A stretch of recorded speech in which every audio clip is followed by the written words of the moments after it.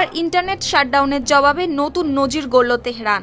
বিশ্বের প্রথম দেশ হিসেবে ইরান কার্যত অচল করে দিয়েছে ইলন মাস্কের স্যাটেলাইট ভিত্তিক ইন্টারনেট সেবা স্টারলিংককে।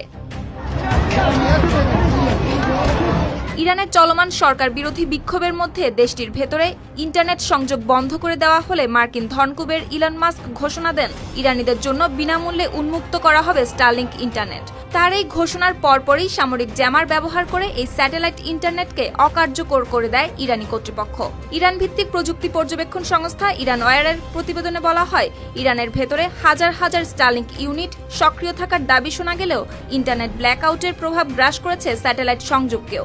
প্রাথমিকভাবে স্টারলিংকের আপলিংক ও ডাউনলিংক ট্রাফিকের প্রায় 30% ব্যাহত হলেও কয়েক ঘন্টার ব্যবধানে আরও ভয়াবহ আকার নেয় পরিস্থিতি।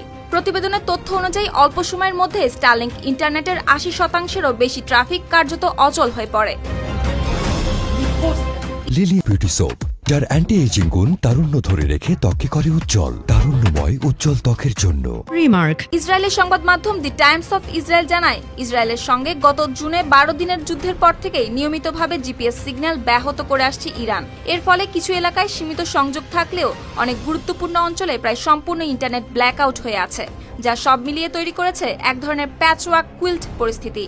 একই সঙ্গে স্টারলিংক ডেটা প্যাকেট পর্যবেক্ষণকারী প্রযুক্তিবিদরাও নিশ্চিত করেছেন, স্যাটেলাইট সংযোগ মারাত্মকভাবে ক্ষতিগ্রস্ত হওয়ায় ইরানে ভেঙে পড়েছে স্টারলিংকের কার্যকারিতা।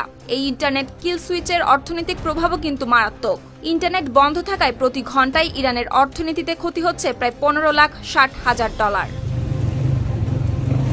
সুপ্তি রায়, RTV।